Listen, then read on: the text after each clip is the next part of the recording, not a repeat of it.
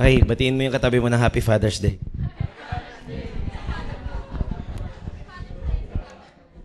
Alright. Actually, hindi ako nagbibiro. I really meant that because when fathers really stand to be fathers, everyone is happy. Do you believe that? Yes. If there's a father in the house, yes. But if there's no father in the house or the father in the house is so gay, you know, that's a different thing. Tama ba? Yes. I have a different definition for gay.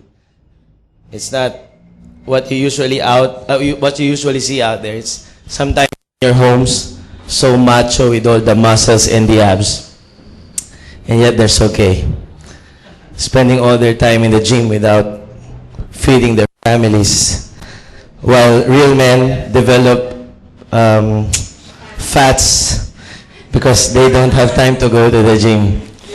They just want their families to be fed well. And of course, that's my alibi. Okay. Lugi ang mga totoong lalaki pag ang sukatan ng pagkalalaki ay yung mga muscle.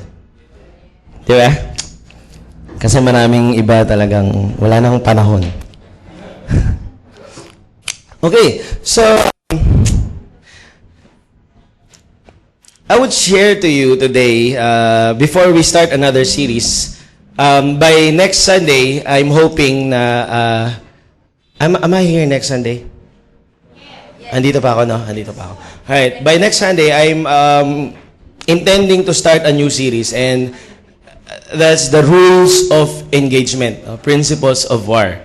But before we get to principles of war, no, because I believe that, you know, the Christian life is like a warfare. We have an adversary, the enemy. We have the worst enemy because he never sleeps, he never stops until he gets you, until he destroys you. He comes to you to steal and kill and destroy.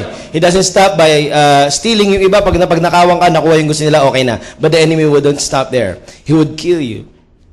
At pag napatay ka na niya, he will not leave you until he is so sure that you have nothing left to get up. Yung iba, na-experience na yon. And praise be to God, nandito kayo ngayon dahil pinabangon kayo na Lord. Tama? Okay, so before we get, no, that's next Sunday, no, rules of engagement. Principles of engaging in spiritual warfare. I will be sharing today about the principles of fathering or fatherhood. Now, kanina, tinanong tayo ni Aljan how many fathers are here, and we just have two fathers. One is Edu and the other one is a preacher. So I'm gonna be talking to Edu for the rest of the time. No, of course not. All of us, including the women, are called to be fathers. All of us, including the women, are called to be fathers. Do you know that? Yes? Sige nga, bakit? No, mahilig tayo. Okay. All of us are called to be fathers. Yes, of course, every one of us cannot be fathers, no? Especially the women, yung iba ding lalaki, hindi naman yun yung plano, di ba? Okay, tama ba? Kasi yung pag-aasawa, natutunan ko sa isang friend ko na isang Catholic priest, no, when I was in college. Sabi ko, tinanong kasi siya, ayaw mo ba talaga mag-asawa? No, I have this friend, a Catholic priest. We talk around 2 hours a week. I stay in his office and then we chat. Nung medyo close na kami, natanong ko sa kanya, ayaw mo ba talaga mag-asawa? And then finally explained to me, if the Pope says every priest can get married, then we can get married. But he told me, sabi niya, but if that's your desire, then maybe that's your calling. Getting married or being a father, being a husband is also a calling. Okay? Okay ba yun? Kaya, praise God, I'm called to be one, and see? Loud amen from my precious doctor. Ayan. So, sabi niya, thank God and thou that I was called to be her father. Okay ba yan? Ngayon, lahat po tayo tinawag maging ama. Why? Because we are created in God's image. And the image, part of the image of God that is described in the Bible is being a father. Na hindi naman ine-expect na yung mga lalaki lang ang magiging katulad niya dun sa imahe na yan. Kanina, just recently, I had that question na why is God presented in the Bible so parang masyadong masculine, no? It's all he. It's all father. Yung ganan. No, I received that question. And, of course, no, father is just another name of God. It's another attribute of God. Yun yung, but it is not concerned, no, it's not an issue of gender. Hindi siya issue ng gender na mas paling ang Panginoon sa mga kalalakihan. Okay? It's not an issue of gender. Rather, it is an issue of purpose and function. There are functions of a father that is described in the Bible that you cannot expect from your moms. Kaya nga, when you disciple, di ba ang ating vision is, at the count of 3, 1, 2, 3. Jesus make disciples! Alright, when you make disciple, you don't disciple as a mother. Okay? You disciple as a father. Okay? How a father is described in the Bible, that's how we disciple people. Hindi tayo tinawag para maging mga ina. But of course, sorry, but I cannot discuss it today, but there are also mother characteristics of God. He also functions that way. No? Meron sa Psalms yung God winning His child. Yung winning, yung nagpapagatas. No, of course, that's not literal, but that's a mother attribute, tama? And that's also an attribute of God. That's also a character of God. But we're not discussing it today. Mother's Day is done. It's my day today. Okay. So, andun din sa kanya yun. Pero as far as making disciples is concerned, as far as our calling is concerned, we are all called here to be fathers. No? Hindi ko in-expect na next week nagsipagpagupit na kayo at hindi po yun. Again, it's not an issue of gender, but it's an issue of purpose and function. There are purposes by which a father is called na hindi po nakalagay sa katawagan ng isang ina. Okay? I'm not trying to stereotype because there are a lot of mothers, especially nowadays, who stands both as father and mother. Tama? Sila yung mga nagiging haligi ng tahanan. Di ba? Kaya nga meron mga tinatawag na dysfunctional families. Kasi nga, hindi nagpa-function ng tama. Okay? Yung anak, nagkadakuba-kuba, manlimos, para pakainin yung mga magulang niya. O, di ba? Dysfunctional yan. Okay? So, when I share to you about the principle of fatherhood, I want you always to think about yourself. Not only as a biological father, but a spiritual father, and as a person called after or for designed and made after the image of the Father. Clear ba tayo doon? So, ibig sabihin lahat tayo mag-a-apply nito. Naintindihan ba? Okay? Actually, pinilit ko lang talaga to sumiksik sa topic na father para Happy Father's Day. But there's more to this than just, the father principles. So, if you brought your Bibles, I want you to open with me in Genesis chapter 17, please.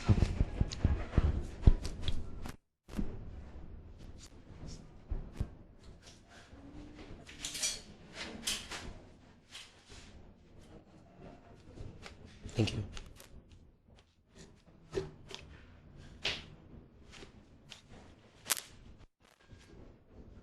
Diyan na po kayo?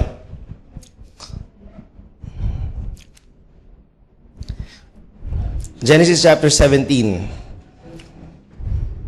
verses 1 until verse 8. When Abraham was 99 years old, how old? 99. Ikaw na umabot ng 99. The Lord appeared to him and said, I am God Almighty. Walk before me and be blameless. I will confirm my covenant between me and you, and will greatly increase your numbers. Abram fell face down, and God said to him, as for me, this is my covenant with you. You will be father of many nations. No, nakakatawa, no? It's not an accident that we sang that song. No? Hindi naman kami nag-coordinate ni John, but I'm really happy that song was sang earlier. No longer will you be called Abram, your name will be Abraham.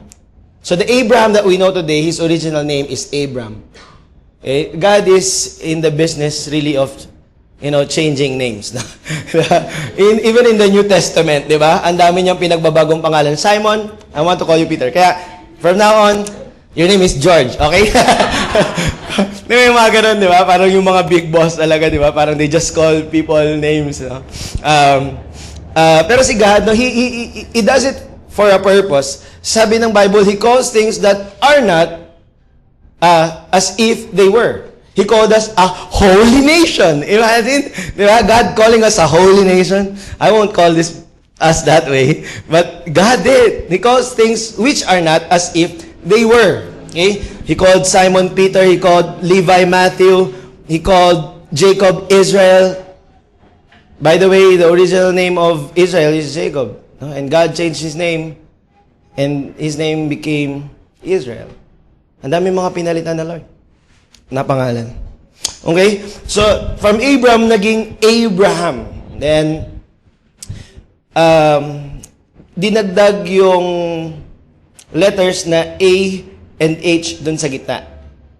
That stands that Abraham has now God in his life, or God in his identity, God in his name. No, siningit yung A. That A is the same A in the Hebrew text as Jehovah. Kaya pag meron pong kumatok sa inyo na galing dun sa ganong religion, if they ask you, do you know the name of the Lord? You can answer, Jehovah. Now, when Jehovah's Witnesses ask me that question, I tell them, Jehovah. And then, okay, nothing to argue, then they leave. Okay. That's really cool. Okay? And yun yung A na siningit niya dun sa Abraham. Okay? So, from Jehovah. Then, for I have made you a father of many nations. Intindi, no? Ano kaya mangyari kay Sarah? Buti na lang, iba yung process ni God. Si Isaac lang yung pinanganak.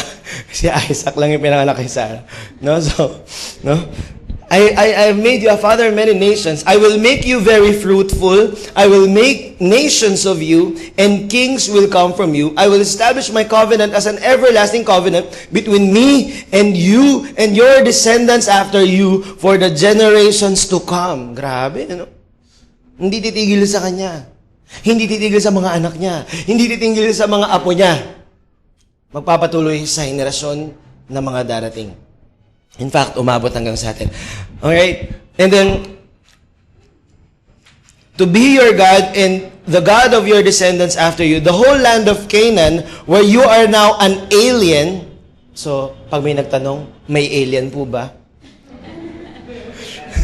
Si Abraham pala, alien. Alien? Alien here means foreigner. Okay? Sabi ni Lord, di ba? The whole land of Canaan, where you are now an alien, I will give as an everlasting possession to you and your descendants after you, and I will be their God. Can we just come to God praying?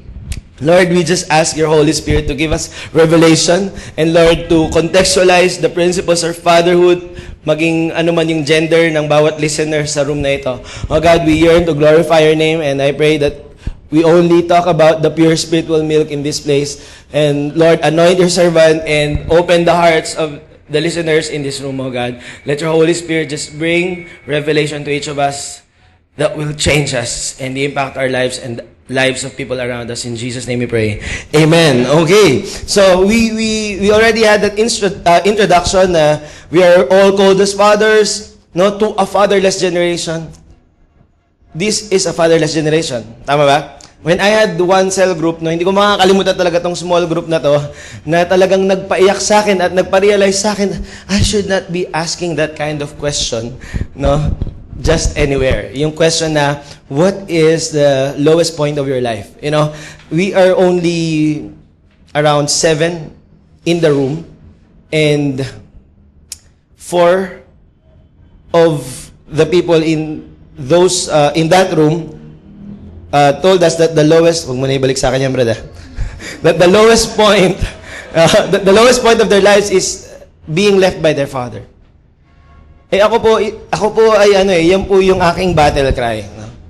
I disciple not only to disciple men who will serve the kingdom, but I want really men to be standing, you know, and fighting for their families, providing for them, and being a good father, fighting for their marriages, and being a good testimony.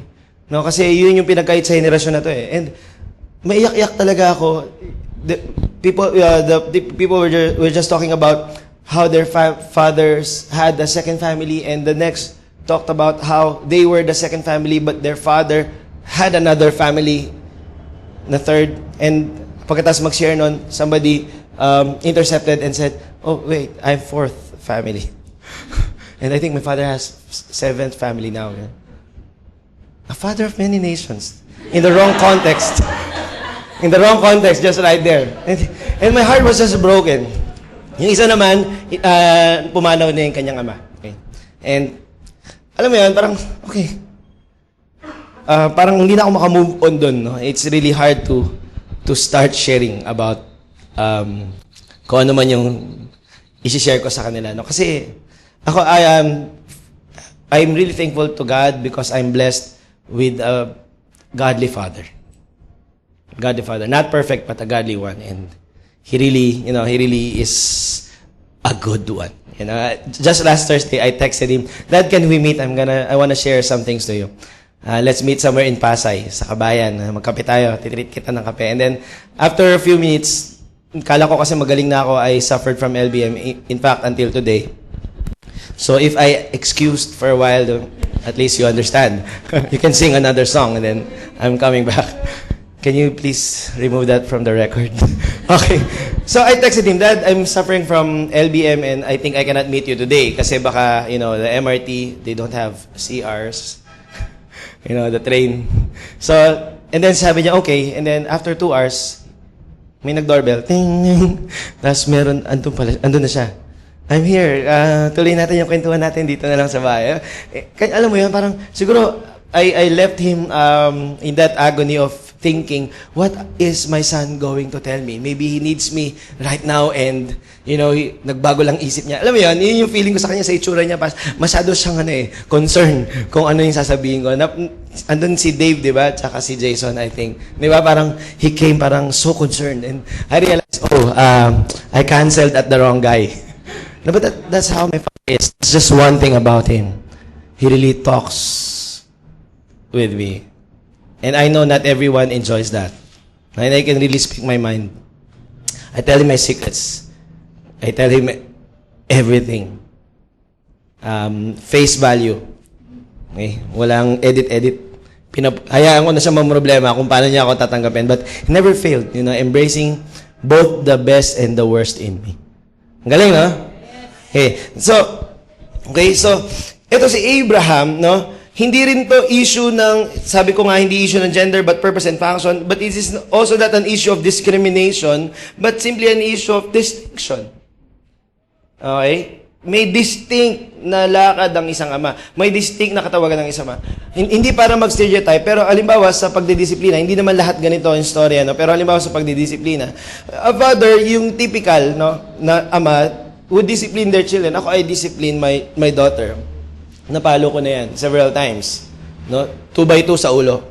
Joke lang. Joke lang. Magagalit yung mga ninang sa akin. No, I spank her with a spoon, yung plastic spoon na yung pang sandok. Yan.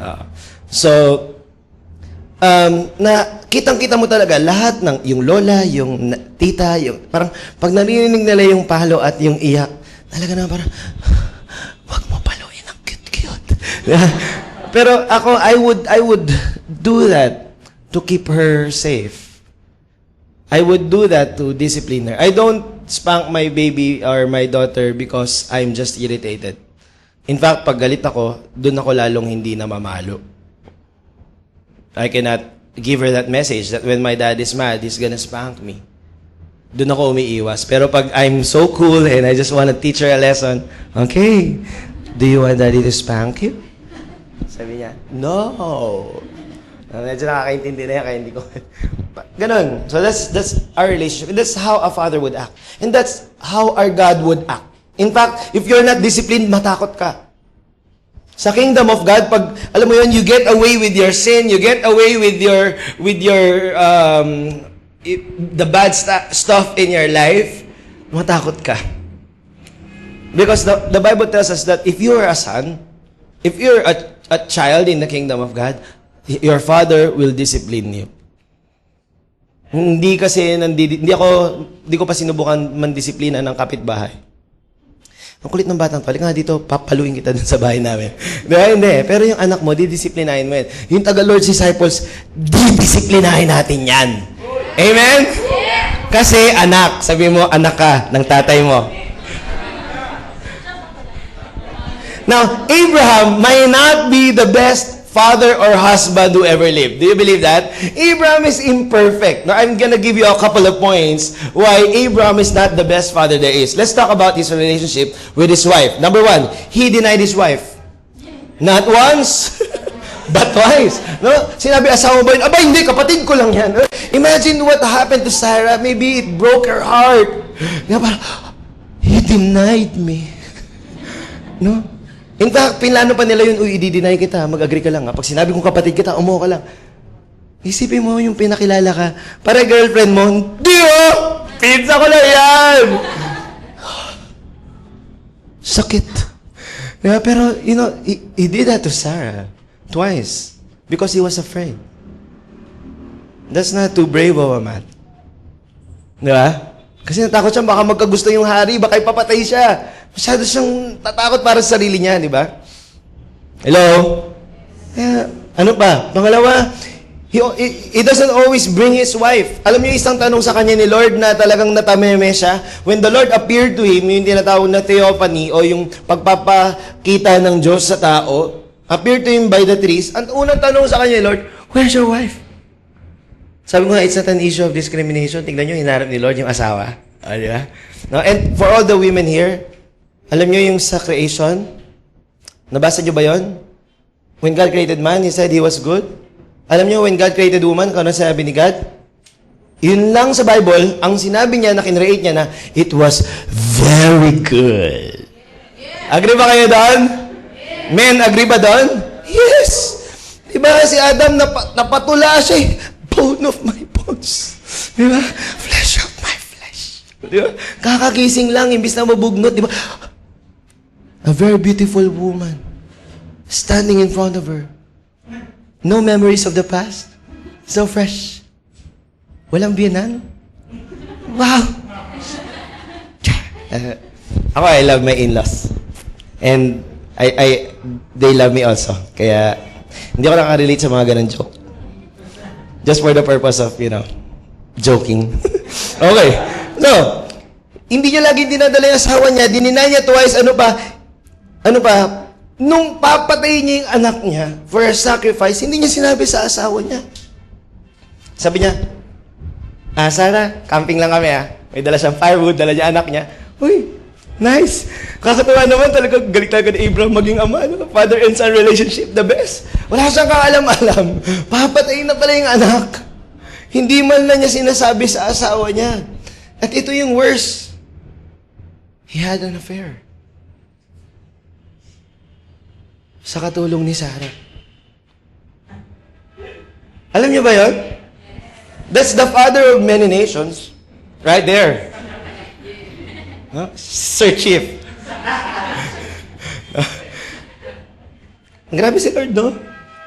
Imagine God calling this man to be the father of many nations. Kaya nga sabi ko, it's really not about you, me, us. No? Not even about Abraham. It's about God. Hello? Are we here? No? Although kasama naman si Sarah nung nagplano nun. But it could have been stronger to say, no, not gonna do that. Not in this age. Or in my 121st birthday. Okay? He sent, ito pa, dinaanakan niya yung si Hagar, and then, I already had the word for this, Megs. Asan si Megs? No, kasi nagtatanong ako kanina, ano ba yung magandang pampalit sa pagpapalayas? No? He sent Hagar and Ishmael away. Pagkatapos ng anakan, pinalayas niya. Alam nyo, sabi dito sa Genesis 21, andun yung text nun, pag gusto nyo basahin sa bahay, basahin nyo. He sent Hagar and Ishmael away. Alam nyo, pinadala lang niya, sky flakes, tsaka mineral water. Sabi nun, a skin of water and bread. Hindi niya binigyan ng college assurance plan, Hindi na binigyan ng negosyo. Ang yaman kaya ni Abraham, ang binigay niya, skyflakes, at saka mineral, baka mauhaw kayo. Kaya alam niyo ginawa ng Hagar? Pagdating niya, makalayo siya ng konti, sabi, a bow shot away. No? It's an archer's, way to measure distance. By the way, Ishmael has grown to be an archer. Ibig sabihin, his father, his brother is only one bow shot away from him. Okay? Iniwan siya dun ng kanyang ina at sabi, I can no longer take care of this child. No? Because, bakit? Wala siyang hindi siya lang siya kasama lang sa bahay, wala siyang business, wala siyang inheritance, kaya nga yun siya. She is an Egyptian slave. Hello? Pero inihayaan lang sila ni Abraham. Tapos, pastorin, tutularan natin. May mga bagay kay Abraham na ito yung mga failures na. What I'm trying to say here is, see, we will not find a perfect father. Okay? No? But we always have a perfect father. Kaya nga, guys, God introduced Himself as a father. So that He is the father you never had. Always perfect. Di ba? Always true to His words. Tingnan niyo yung nangyari dito. When Abraham sent Hagar and Ishmael away, sabi niya, hindi ko na ito maiingatan. No? Parang hindi ko na kaya rin siyang makitang mamatay. Ganun katindi. Iniwan kasi hindi kayang makitang mamatay. Pinampon siya sa halaman. He left his son under the bush. Okay? And then, the Lord, she started sobbing, but the Lord heard her cry. And the Lord spoke to Hagar as well. Si Lord hindi pumipili ng kinakausap eh. No? Kausap niya yung boss, kausap niya rin yung employee. Kinausap niya. Sabi niya, stop crying. Lord, wala na akong mapainom ditong tubig. Mamatay na to. Ano sabi ng Genesis chapter 21? The Lord opened her eyes, and she saw a well. No, hindi lang mineral water yung pinrovide ni Lord. Isang buong, water business. Di ba? Siya yung Pinoy Big Water. Oh. Ano yan? Meron siya, living water. Nagrarasyon siya ng tubig. Well, yung binigay sa kanya, enough for a lifetime. Alam nyo ba, sa time nila, sobrang mahalaga ang tubig. Di ba? Alam nyo ba yon? Alam nyo ba yon? Di ba? Mas mahal ang tubig sa kanila kaysa sa langis. Tama? Kaya binigyan siya ng Lord, hindi lang ng maiinom. Binigyan siya ng, alam mo yon, kabuhayan. Yun yung pinagkaiba ng ama natin sa langit sa mga ama sa lupa. Sa ama sa lupa, baon. Anong pagkakilala niya sa baon? Kulang to. Sabi na kasi, kulang to. Pamasahe. Lunch. Recess. 2 break eh. Dota. Facebook. Diba? Kulang. Pero si Lord, binigay niya ng balon eh. Tapos alam niyo, maganda doon, God opened her eyes. Ibig sabihin, the well wasn't really there. That's the kind of Father that we have in heaven. He's the Father who would be able to provide you what is not yet there. Yung mga bagay na out of your reach, He can give you because He loves you. Alam niyo sabi doon, kung bakit nag-respond si Lord? He heard the cry of Ishmael. Antindi, no? He heard the cry of Ishmael. Ishmael, that's my iPad. Ishmael, balik kayo dito, okay lang yan. Ishmael, hindi pa siya able to communicate well. He just cried. Naalala ko tuloy, there was a time na when medyo tough yung situation sa family. Wala kaming pambili ng gatas sa gabing yon, and the provision will come the next day. So I was praying, sana hindi umiyak si Noah, sana hindi mangingi ng gatas, ganun. Kasi talagang masakit sa tenga yon at saka sa puso. But dumating yung time na, yun na yung time na iinom siya, and then she just cried. Sabi niya, Daddy, milk. She would not stop. She would not stop. Because she knows when she asks for milk, she will get milk. Ganun yun eh. Ganun yung bata eh.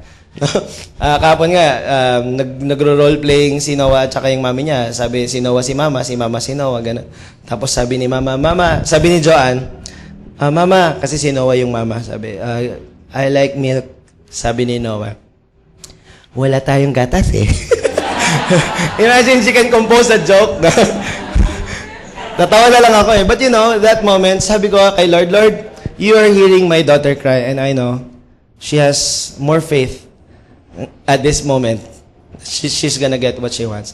And you know, the Lord really provided for her, no? For the rest of the week. I think she got 2 large diaper, yung malaking maraming pieces at saka 2 lata ng malaking gatas that same week. Because simply, God heard her cry. Ang galing. Sabi ko, I agree with her faith, God. Sige, ayak pa anak. Amen. And then, naiyak doon ako noon. Sabi ko, Lord, I can really do better than this. But, okay. So, that's a different story. So, medyo sa segue lang ako ng konti. Here's the issue, no? Pinatulan ni Abraham si Hagar and eventually, when the son of promise came, kailangan niya nang i-send away si Ishmael, no? Kasi nung pinanganak si Isaac, doon nila pinalaya si Ishmael. And sabi promise ni God kay Hagar, Ishmael will also be a great nation. And they are actually the Muslim nation. So, the father of the Christian nation and the Muslim nation is Abraham. See how your disobedience can really fight against your destiny. Because of disobedience, yung mga bagay na mga irresponsibly natin ginawa, na alam naman natin, pagka tayo ay kinatok na ng Panginoon, magre-respond tayo sa Kanya, you know, these things will fight, or these things will pull down yung mga bagay na pinangako ng Panginoon sa inyo. Kaya nga hindi tayo pwede maging lousy Christians or lousy believers that we just do what we want. Hello? Hello, andyan ba kayo? Yes. No? Kasi dadating ang time, you will be hurting these people and the Lord, you know, the Lord will hear these people cry. Na pero nga, ganun pa rin, pag may mga bagay na pinapasevere ang Lord sa life mo, you need to do it. Kasi yun yung tama. Di ba? And don't worry, you don't need to save that person because God will actually hear them cry and will save them in their time of despair. Okay? No, Abraham is not a good or the best father either, no? Si Isaac may not have the best childhood. Why? Number 1, he did not play or he never played catch with his dad. Imagine a 120-year-old father. Sabi niya, "Tay, basketball naman tayo." Ano? Pas muna. Arthritis ko medyo sa kaliwang Di ba? "Tay, ano na lang, habulan." Anak, sige, subukan natin. 1, 2, 3, go. Pwede ba na, kwentuhan na lang. Wala siyang ganong experience. Ang tanda na ng tatay niya eh. Andiyan ba kayo? No? Tapos ano pa? He experimented circumcision sa kanyang anak. Yeah, imagine how every guy, would be tormented on the waiting line dun sa nakalagay na libreng tuli. Tapos maririnig mo, umiiyak na gano'n. Tapos ando ka sa labas. Imagine yung torture nun. No? Unless na you were circumcised earlier part of your life. No? Ako, 8-year-old. No? And when I got out, a 34-year-old man asked me, "Masakit?" Does it hurt? No? He's an American. And I think he's also in that line. Yeah.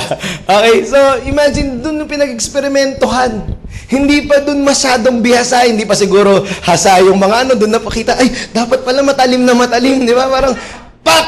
Uy, kula pa! Isa pa, pak! Imagine Isaac, di ba?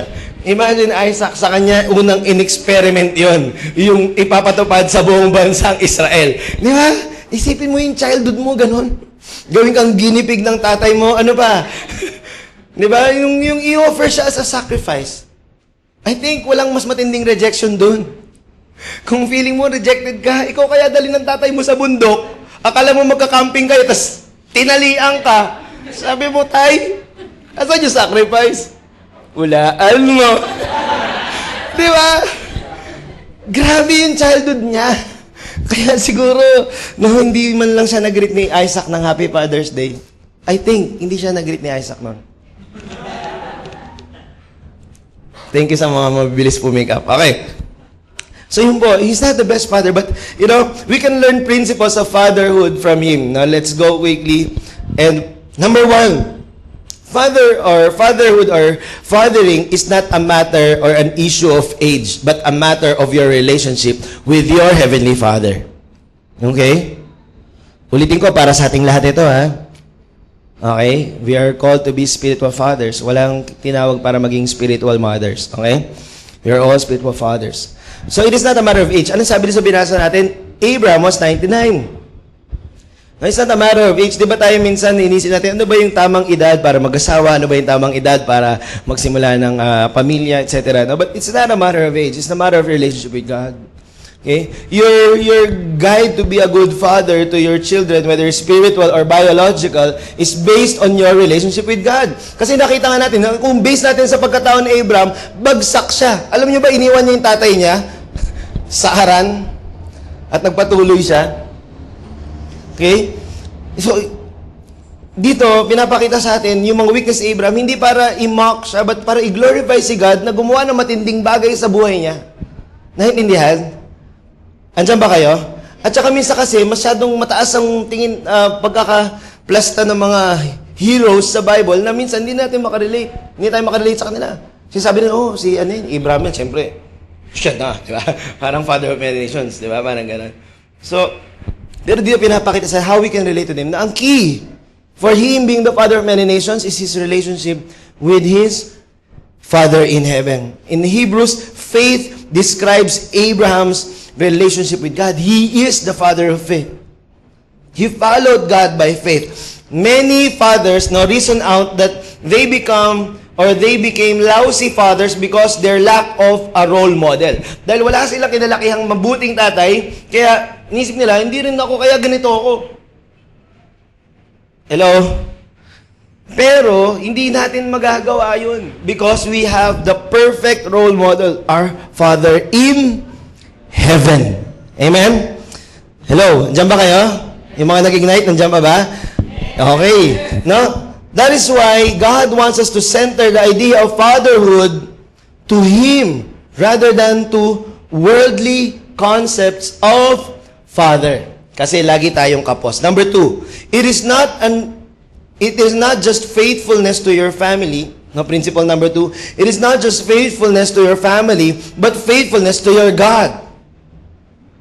Ulitin ko, it's not just faithfulness to your family, it's faithfulness to your God. Mas malalim po yung faithfulness natin sa Panginoon.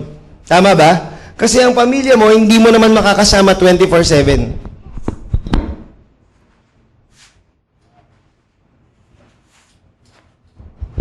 Okay? Yung pamilya natin, yung asawa mo, hindi mo naman kasama yan 24/7. Pag humarap ka in the future, yung mga kabataan dito ang gusto mag-asawa, taas ang kamay. Sige. At the count of 3. Sino? Yung mga gusto mag-asawa, okay? Yung mga inigtaas, bala kayo, nakita kayo ni Lord, okay? Hindi, nagsusulat kasi sila. Okay, sinong gustong nakikita mo yung sarili mo, magpapamilya ka? Taas ang kamay. Okay, good. Alright, so, mga available singles, okay, announcing. Di ba pag, ito, si Dan, di ba? Malapit na. Ano sinasabi sa harapan pag kinakasal? Di ba?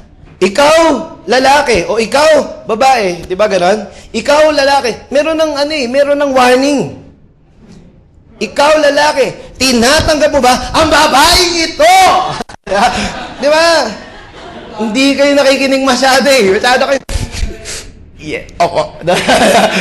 Di ba? Ikaw, babae, tinatanggap mo ba ang lalaking ito? Ayan ba kayo? May banta na eh. May warning na eh. Pwede pa dun eh. Bago magpirmahan sana eh. Alam mo yan? Hindi mo pinakinggan yung tanong eh. Kilig na kilig. Yes, Pastor. Now, di ba your covenant is not with your wife or your husband or your family. Your covenant is with God. In that covenant, you always take wherever you are. Because wherever you go, there God is. And I think that's a better covenant. And having a covenant with God, we have also the strength from God, di ba? Para masagawa yung mga bagay na yan. Tama? And we are in covenant with someone we can trust, someone unchanging. Dito, kahit ano pa yung napangasawa mo, anong klaseng anak yung mapalaki mo, you cannot let go. Because your covenant is with an unchanging God. Your covenant doesn't change when your wife or your husband changes. Which happens so many times in marriages. Hindi mo na nakilala kung sino yung napangasawa mo. Ako, first day ng pag-aasawa ko, kinabukasan nagbago sa Ate Beach. At wala na akong way outside of the marriage. In fact, I'm more attracted to the marriage. Mas lalo siyang naging sweet. Hindi ko akalain. Mas lalo siyang naging malambing. Ay, hindi ko akalain. Mas lalo siyang naging, sabi ng pamilya niya, hindi daw niya to alam, pero lahat ginawa niya with the best of her abilities. And she's still growing as the best wife for me until today. That made my Father's Day very happy. Di ba? Pero yung iba, shocking. Kaya kayo talaga mag-pray kayo na maigi, di ba? Now, pag nagbago na, hindi pwedeng magbago kayo kasi yung covenant mo, yung tipanan mo sa Panginoon eh. Andiyan ba kayo? You can doubt your spouse, but God is unchanging. Whether you're male, female in the house, our covenant is always with God. In discipleship, our covenant is with God, not with our mentors. Because, our disciples, they can fall. A lot of great men fall. Okay? Sabi sa Proverbs 7, ang inatake ng diablo, ang inatake ng mga temptation, not the men, but great men. Kings. Hello? So yun. So it's not just being faithful to your family, to your spiritual sons, daughters, but being faithful to God. People are not enough inspiration, but God is. Kaya nga, when I tell you about the vision, our vision is Jesus. He's only the vision, Jesus is the vision na worthy of your allegiance, your loyalty, your everything. Amen? Okay, number 3. Fathering is a calling. God called Abraham. Sabi niya, you will be a father of many nations. Number 3.1, a calling to increase in number. Diba? Sabi doon, verse 2, I will confirm my covenant between me and you and will greatly increase your numbers. If you're a father, you are called to increase. Hindi pwedeng you stay the same. Tama ba?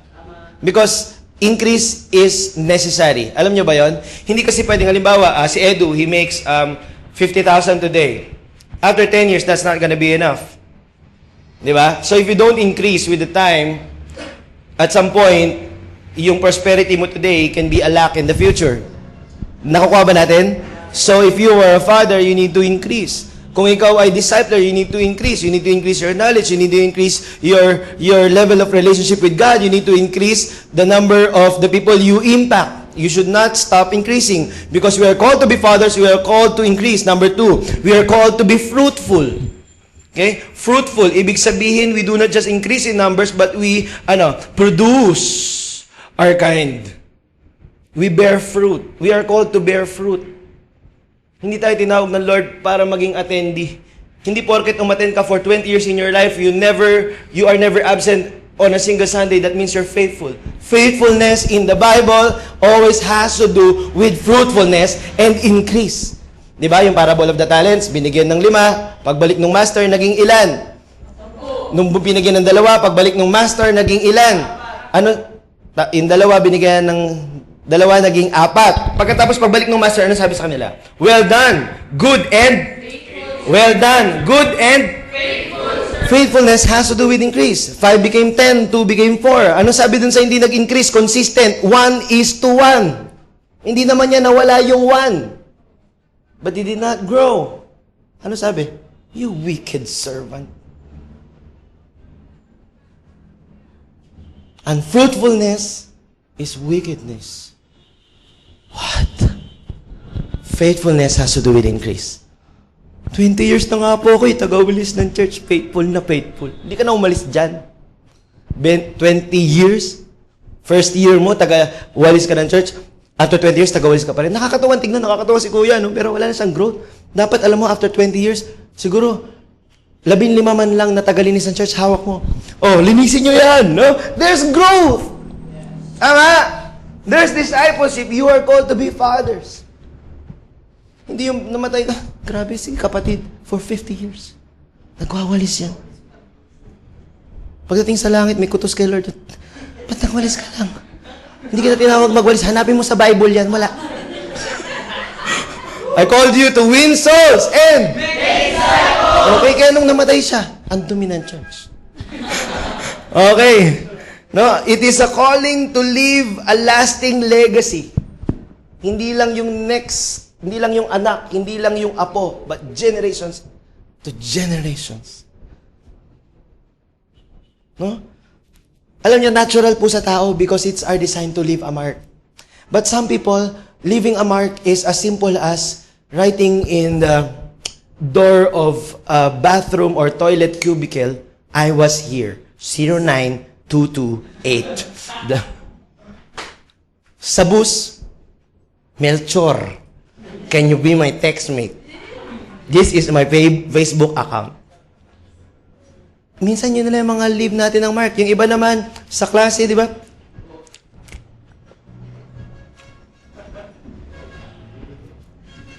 After 5 years, nadaanan mo. Akin to. You left a mark, but a useless one. What if you can leave a mark in people's lives that even though you die, they continue living in the way that you influence them to live? No? And we're not just influencing people based on what we have, but based on the Word of God. Based on God. Diba, alam niyo yung may-ari ng Oshkosh? Kaya binenta niya yung Oshkosh? Kasi he did not see his sons anywhere near running the business because they never had the vision. Alam niyo yung Oshkosh Bigosh? Yung damit ng mga bata. Okay? You are called to live a legacy. A lasting legacy. And you are called to take possession. Say, possession. No? Sabi dito, okay, the whole land of Canaan where you are now an alien, di ba? I will give as an everlasting possession to you and your descendants after you. You are called to take possession. And alam nyo ba, when the Lord gives you something, when the Lord gives you a possession, when the Lord gives you inheritance, when the Lord gives you land, it's not like winning the lottery na pag tinawag yung pangalan mo, instantaneously, you have 120 million pesos in your bank account. It's not like that. May mga tao kasi, when the Lord promised something, they will just keep on claiming, Lord, I know I'm gonna have this. Lord, I know I can hold on to your promises. Yung iba sabi, Lord, alam ko mag-aasawa ko. It's not even the promise of God. There's no verse in the Bible that tells that everyone will get married. But there's always a promise that all of us will be married to Him. And that's a more beautiful promise. Tama? Sarap nun. No? But anyway, going back to what I'm saying, no, dito na tayo malapit na tayo mag-end. 'Di ba, pag may binigay si Lord na inheritance, it doesn't mean na, you receive it just like that. In the Bible, nung binagbigay ng lupain si Lord sa kanila Joshua sa mga tribes of Levi, tribes of Reuben, o mga Reubenites, mga Danites, mga Ephraimites, etc., lahat ng mga mites that belong to Israelites. No? Nung binigyan sila, it doesn't mean na kanila na yon. Alam niyo, may mga higante pang nakatira doon. If you read the book of Judges, yung dalawang magkapatid, sabi niya, tulungan mo kami, patayin yung mga higante rito, tutulungan kita para patayin yung mga higante. Doon sa lupa na binigay sa'yo. May laban. Sabi niya, may laban. Now, when the Lord gives you inheritance, you need to fight for it. You need to take possession. Why? Because you're still an alien. Bakit sabi kay Joshua, apakan mo lang daw, iyon na. Di ba? Where you set your foot. Di ba? Ano sabi ng Lord? Sa'yo na yan. Sino nakabasa na nun? Sino nag-claim na nun? Tapos pumunta ka sa isang house and lot, for sale. Lord, akin na to. Tignan mo ngayon, namumupa nga pa rin. Bakit? Hindi kasi gano'n yun. You need to fight for your inheritance. You don't just step on things. Ano yung ibig sabihin ng stepping on things? You are picking a fight. You are picking a war. Because there is a boundary that you cannot enter as far as the Canaanites were concerned. Na if you set foot on something, hindi naman siya mag-isa eh. May dala siyang isang buong bansa eh. Sa tingin mo, ano lang yun, namamasyal? Hindi, di ba? He's picking a fight. You're gonna have this territory. So when you set your foot, that's picking a fight. I'm ready for battle. Lahat kayo mga taga Jericho, huwag na kayo lumabas dyan. Dahil mamamatay lang kayo. Pag nagpe-praise and worship kami. Nakukuha. Kaya huwag tayo minsan masyadong supernatural, spiritualized na akala natin ganun lang yun. No? Yung mga campuses ninyo, sino yung mga naniniwala yung campuses nila, babalik na rin ni Lord? Amen? No? You don't just do Jericho March. Yung iba ganun eh. Tara, Jericho March tayo, Lord. Sa inyo tong PNU, Lord.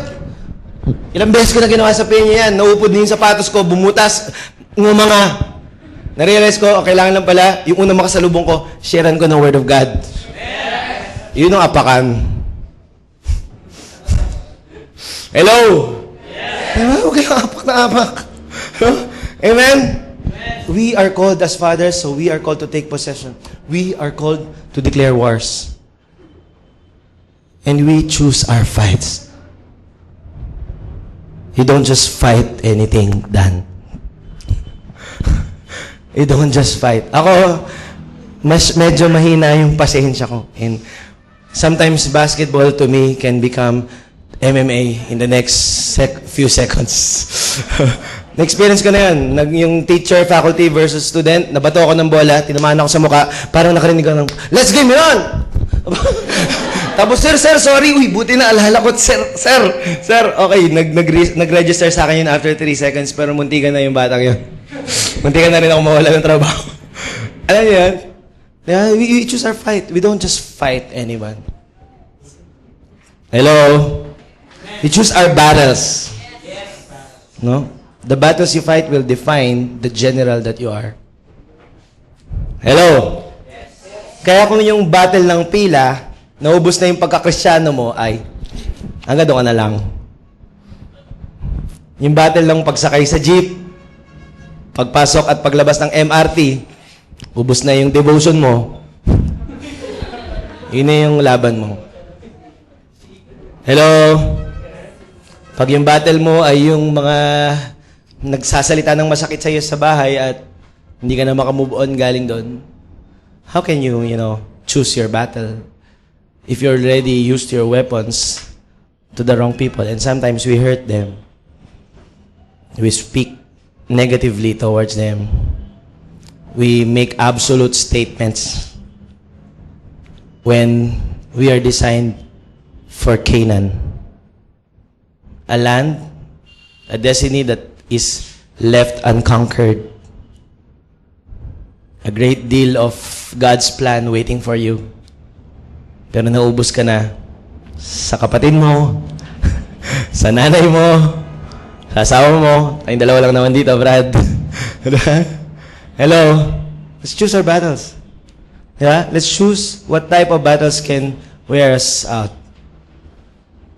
Because there are bigger battlefields na tinawag ka ng Panginoon.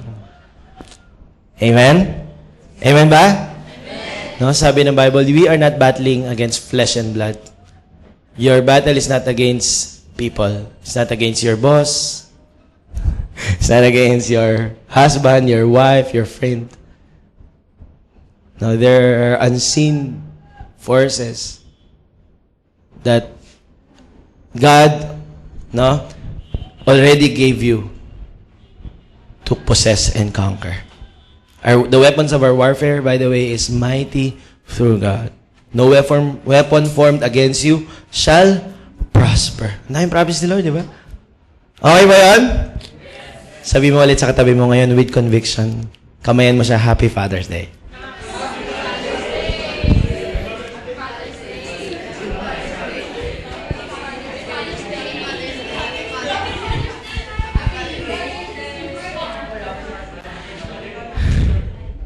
All right, let's all stand in.